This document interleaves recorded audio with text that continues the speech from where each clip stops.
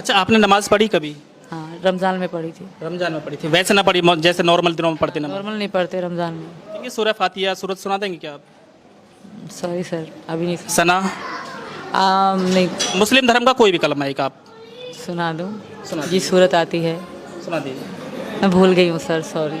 कोई भी इस समय कोई भी सूरत याद ना? ना जी, बिल्कुल। फजर में 2 होती हैं। फजर में 4 होती हैं, 2 सुन्नत 2 फर्ज। अच्छा, जौहर जौहर में कितनी होती हैं? ज़ोहर में 4। 4 सुन्नत 4 फर्ज 2 सुन्नत 2 नफिल, 12 होती हैं। आप लोग पढ़ते हो, हम नहीं। तो दोस्तों ये थी सीमा हैदर जो पाकिस्तान से चलकर भारत आई है, और इन्होंने जो अपनी जो बातें बताई है उनके बारे में आपको मैंने बताने की कोशिश किया। लेकिन आपको मैं बता दूं कि आपने इस इंटरव्यू में सुना होगा कि सीमा हैदर का नाम बचपन से ही सीमा है, और सीमा हैदर को इस्लाम धर्म के ABCD के बारे में भी कोई जानकारी नहीं है। सीमा हैदर को इस्लाम धर्म का कोई कलमा याद नहीं है।